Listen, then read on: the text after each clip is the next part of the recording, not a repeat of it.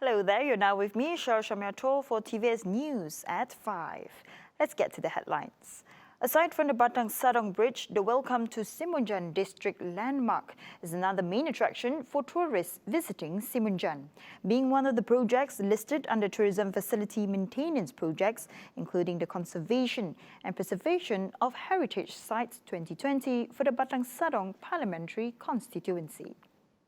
Minister of Tourism, Arts and Culture, who is also Batang Sadong Member of Parliament, Datuk Seri Nancy Shukri said the landmark was fully designed and supervised by the Simunjan District Council. Hanya selain daripada projek tu ada beberapa lagi projek yang masih belum lagi siap di bawah Motek, bukan hanya di kawasan Batang Sadong tapi juga di kawasan seluruh negeri Sarawak. InsyaAllah kita akan pergi ke tempat lain untuk menyaksikan lagi projek-projek yang sudah siap. Tapi apa yang menjadi kebanggaan kita, projek ini sudah siap dan ramai yang telah komen mengenai reka bentuknya. Meanwhile, Simunjan District Council Secretary Geoffrey Ramji said the three-dimensional landmark is the largest of its kind in Sarawak. Moreover, the landmark's design paints a picture of what could be found in the district of Simunjan. Simunjan, kalau kita lihat, dianya memang dikenali kalau ketika musim durian. Durian merupakan satu tarikan orang akan datang ke Simunjan. Kedua, Simunjan terkenal dengan udangnya. Ketiga, Simunjan juga terkenal dengan buah kristalnya.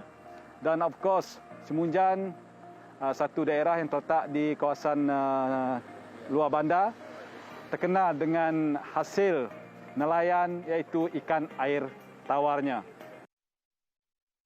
Now, hand in hand with medical assistance in fighting COVID-19.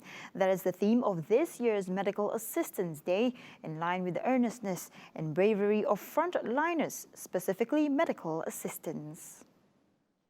To Health Director General Tan Sri Dr. Noor Hisham Abdullah, before the age of COVID-19, the role and duty of a medical officer assistant is merely that an assistant. However, they now play a crucial and expanded role, where they are working in unison with other medical professions responsible for procedures and treatment for patients. He added this year's theme also reflects the earnestness of medical officer assistants to enhance their professionalism and serve with dedication to ensure the well-being of the community, especially those in the front line. Sebagai salah satu profession di barisan hadapan dalam perkhidmatan kesihatan negara, peranan penolong pegawai perubatan adalah sangat penting bagi memastikan kesihatan rakyat terjaga serta memberikan perkhidmatan kesihatan terbaik. Oleh yang demikian, saya menyeru kepada semua penolong pegawai perubatan frontliner. Marilah kita kekalkan semangat dan momentum demi menewaskan virus COVID-19 ini. Meanwhile, Health Minister Datuk Seri Dr. Adham Baba also called on the people to stand together with medical assistance in overcoming COVID-19 by getting vaccinated. Saya menyeru supaya setiap lapisan masyarakat dapat berganding bahu bersama pembantu perubatan dalam menangani COVID-19 ini. Saya juga meminta semua penolong pegawai perubatan dan semua warga KKM untuk sama-sama mengajak orang ramai mendaftar untuk suntikan vaksin COVID-19 sama ada menerusi MySejahtera atau talian hotline atau mendaftar di fasiliti Kementerian Kesihatan. For the record, the 10th of March was declared Medical Assistance Day and it is celebrated nationwide, with this year being its 10th year of being celebrated. On to the next update, as the Saudi Arabian government has agreed to grant an additional quota of 10,000 Hajj pilgrims for Malaysia. Prime Minister Tan Sri Muhyiddin Yassin said he presented the request during a meeting with Saudi Arabian Crown Prince Mohammed Salman Abdul Aziz Al Saud, who is also Deputy Prime Minister and Defence Minister in Al Yamama Riyadh Palace. He explained that the Crown Prince gave his assurance and positive response towards the request, as Saudi Arabia will always welcome Malaysian pilgrims who are known for their attitude discipline and common decency. Ini suatu berita yang amat baik dan cuma sama ada bila masa kota penuh ni dapat digunakan, ini akan ditentukan oleh bukan sahaja untuk Malaysia tapi untuk seluruh negara-negara lain pun mereka perlu menunggulah bilakah perkara itu akan dilaksanakan sepenuhnya.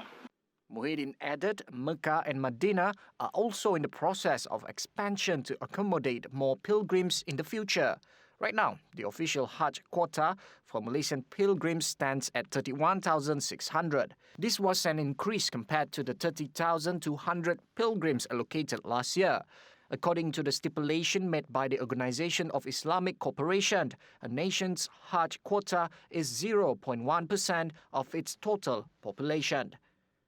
Meanwhile, commenting on the meeting between Malaysia and Saudi Arabia, Muhyiddin described the 4-day official visit to Saudi Arabia as very successful. Aside from enhancing Kuala Lumpur-Riyadh relations, the visit also produced various positive outcomes. Among the most important milestones are the inking of a memorandum of agreement to facilitate the pre-release process of Hajj and Umrah pilgrims from Malaysia. This includes flight arrangements, visa and passport checks, customs procedures, and other logistical processes. Welcome back. Now, following the next news, our schools will need to conduct assessment and observation on students' progress after the physical school session reopens. This will include approximately 5 million students in 10,223 schools nationwide next month. Director General of Education, Dr. Habibah Abdul Rahim, the measures will be taken to ensure there will be no student left behind in terms of education. With the assessment, Dr. Habibah added that students' performance can be determined to close the gap in education. She said the Primary 1 transition program is aimed to manage students in aspects of socio-emotional, behavior, literacy, and numerical so that they will not be left behind. According to her, the face-to-face school session can be assessed through its development on January. The cumulative total number of students will include approximately 3 million students in 7,781 primary schools nationwide. The Eastern Front Command will now have their own martial court building. This will further facilitate trials for parties under their command. Army Chief General Tan Sri Zamros Muhammad Zain said, although the martial court is under the jurisdiction of the Army, the Navy and the Air Force can also utilize the building. According to Zamros, before this, whenever there was a need for trials to be held, the Eastern Front Command will have to use a temporary building. In the same development, Malaysia crude palm oil CPO stocks continued to grow, rising from 640,535 tonnes in January to 656,947 tonnes in February. However, Malaysian Palm Oil Board (MPOB) said processed palm oil stocks declined from 684,191 tonnes to 644,761 at 5.76% month-on-month. Overall, total palm oil stocks decreased 1.13 million tonnes to 1.3 million tonnes, which is at 1.8% MOM. The agency noted that production slid 1.85% from 1.13 million tonnes in January to 1.11 million last month. Meanwhile, it said palm oil exports in February dropped 5.49% from 947,539 tonnes in January to 895,556 tonnes. Palm kernel oil exports declined 7.32% MOM from 69,397 tonnes to 64,317 tonnes.